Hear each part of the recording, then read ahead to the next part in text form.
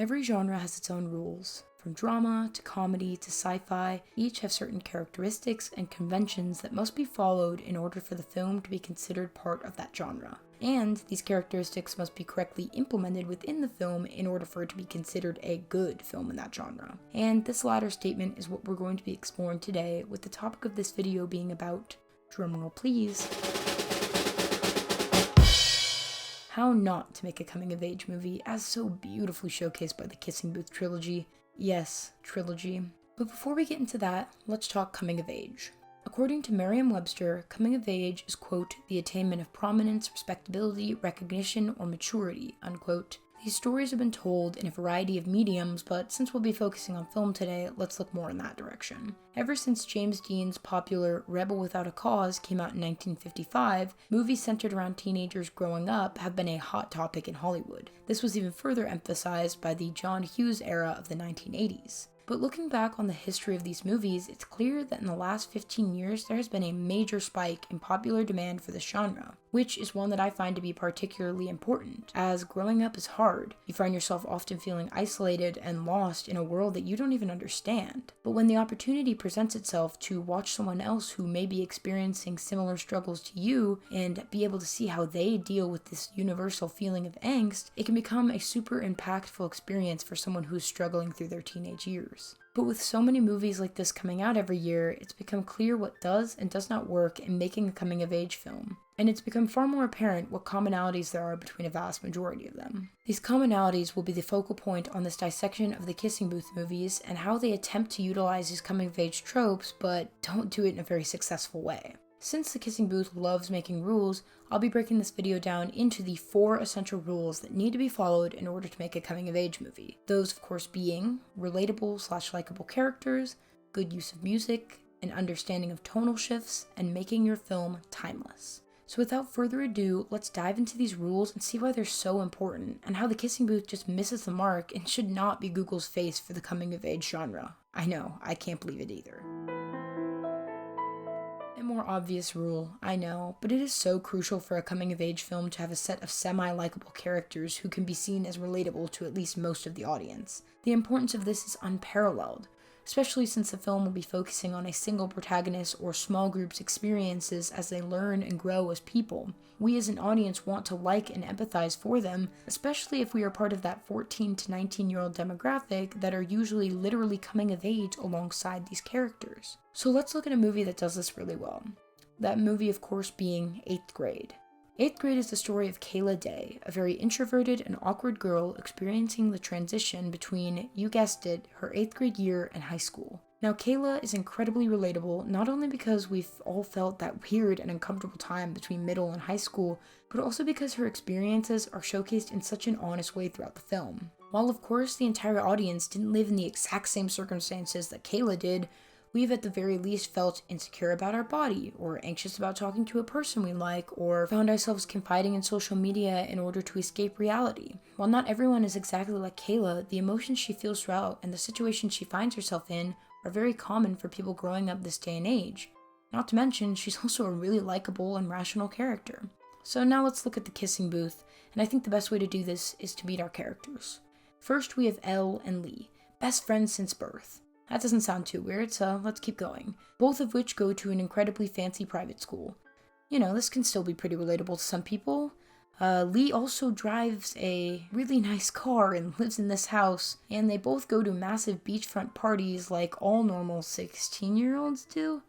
Okay, no, that's not right. This is starting to stretch it a little bit, but I'll give them one more chance.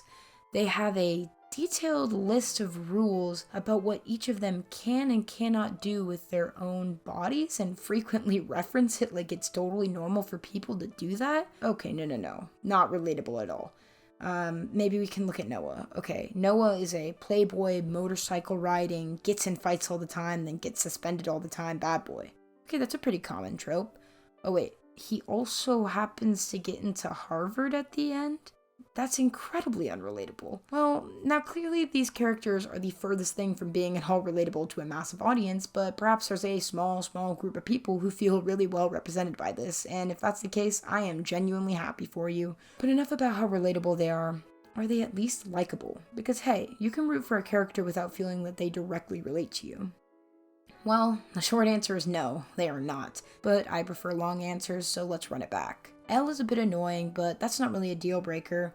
For most of the first movie, she's just kind of there. She'll yell a little bit, pout a little bit, and just lie a little bit, but for the most part, pretty unlikable. Not the worst though. However, in the second movie, Elle does this switch up. She's still pouty, but on top of that, she is hypocritical and an incredibly big liar. So yeah, scratch that. She's really unlikable. What about Lee?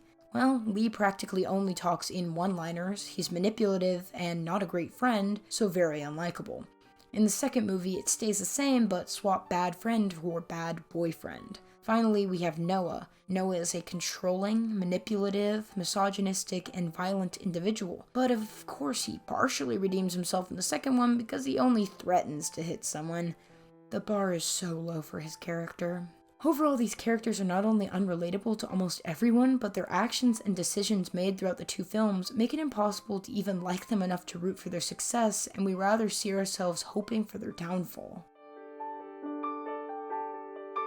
Music is an incredibly important tool to all filmmaking. When utilized correctly, it can amplify the relevance and impact of themes or emotions being displayed on screen. In the case of this genre specifically, soundtracks are crucial for those reasons, but also because they are a perfect vessel for showcasing a time and place, further enveloping the viewer into the world that the film takes place in, heightening the entire viewing experience. In fact, some of the most recognizable songs of all time have either had their mainstream fame amplified due to a feature in a coming-of-age flick, or have become permanently memorialized with the film. Songs like Stand By Me by Ben E. King in the film Stand By Me, Heroes by David Bowie featured in Perks of Being a Wallflower, Pretty in Pink by the Psychedelic Furs featured in Pretty in Pink, and I Want You to Want covered by Letters to Cleo for 10 Things I Hate About You. While some of these songs gained fame prior to the film they were featured in, there is a level of remembrance and connection made by the audience, especially when a song is tied into the story well. For example, Heroes being played during the incredibly famous car scene from Perks of Being a Wallflower. This is such a memorable scene for a variety of reasons, but the use of this song specifically perfectly captures the short-lived yet exhilarating experience that is to be a teenager and to be young, a concept that is visited quite a few times throughout the film. While there are a variety of great coming-of-age soundtracks to choose from, there are three that stick out to me in particular,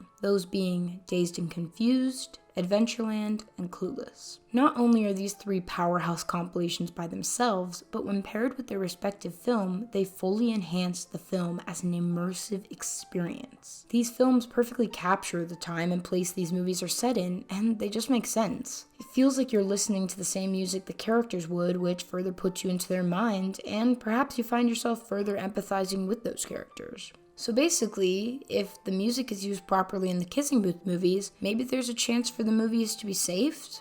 Let's go take a look. Alright, so the Kissing Booth soundtracks are fine but generic. There is no theme to them, and there's a massive lack of heart. There are songs sprinkled throughout the film to fill the deafening sound that is silence, but it can be clearly seen that there was no intention to integrate said songs like in Perks. But I think this lackluster soundtrack can be perfectly described by the use of a quite famous song in one scene from the first movie. So throughout this film, but especially during the prom scene most significantly, there are various covers of popular 80s songs sprinkled in with some very modern 2018-2020 generic pop. While this can be good, to shake up the modern pop with some nostalgia, because that does work really well, and a lot of the most popular coming-of-age movies came out in the 80s during the John Hughes era, which really helped to amplify Hollywood's interests in these stories about teens, so a callback to that does make sense. However, the music in those films are used with purpose, to provide context whether that be to the plot, setting, or time.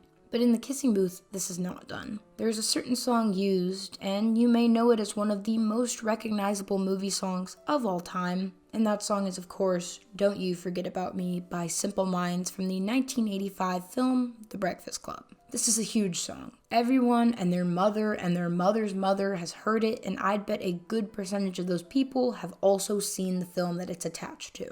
In this film, the song is used in the end to wrap up the content tackled within the film, with lyrics like Slow Change Will Tear Us Apart and Look My Way, Never Love Me, It perfectly captures the film and what will come along next for the characters when the film is finished. The movie is about, and I'll use this term incredibly loosely, a diverse group of individuals who all come from different cliques. And while they found that they can all coexist and even bond, they still can't really hang out due to the social pressures presented by their cohorts within their respective cliques. So all that will be left of their time in detention is their memory of it. The song is used as a way to wrap up the plot in a concise manner, and then the song went on to be an insanely big hit. But in the case of the Kissing Booth, this song is played as a cheap move to elicit a reaction from the audience the film just has not earned. We associate this song with the feeling of looking back on an event fondly and finding a way to move forward, even if you don't really want to do that. But the Kissing Booth decides to play this song during a scene where our beloved characters are literally walking through a hallway full of memories, stills from the movie. Because, you guessed it, the prom's theme is memories. And this could be fine. If it was done well, this wouldn't be completely obnoxious, but it isn't. And I'm by no means saying coming-of-age films can't share title songs, but it must be done with some intentionality. Putting one of the most famous songs of all time, a song associated with a pretty solid movie, and expecting the audience to all of a sudden want to look back fondly on the memories of the characters that we don't even like, who've shown no growth or given us any reason to care about them, is such a lazy move. As for the Kissing Booth 2, the music remains equally generic, however they do try to take the immersive route, like the aforementioned film Perks of Being a Wallflower, by including even more Dance Dance Revolution montages, which are just, I don't even know how to describe the amount of montages set to incredibly obnoxious music that would be expected from a DDR game that probably hasn't been updated since 2007. So yeah, it's not great. The subject matter showcased in these types of films can at times be incredibly sensitive, and so for a movie to succeed being on one hand a lighthearted comedic film and on the other a film that includes a series of very dramatic and serious moments, it is crucial to nail those tonal shifts between serious and comedic scenes in a very seamless way.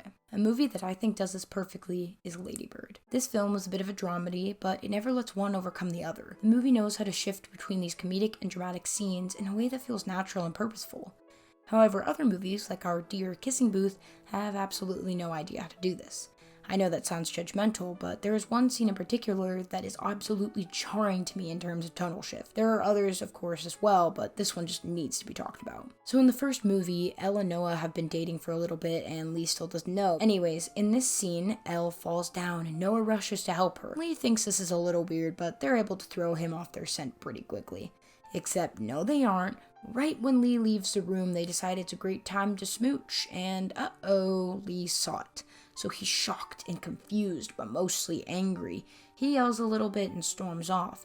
Elle and Noah rush after him, and Elle is just screaming bloody murder because Noah is getting ready to beat his brother up. And she's just screaming, and everyone is yelling, and it's just so incredibly dramatic for absolutely no reason. It's not even dramatic as much as it's just loud and absolutely shocking to the viewer. Not because they want the viewer to be shocked, because we of course knew that Elle and Noah were dating. No, we are shocked because a pretty normal scene escalated to not only a fight scene, but by Elle's reaction, what seemed to be an attempted murder.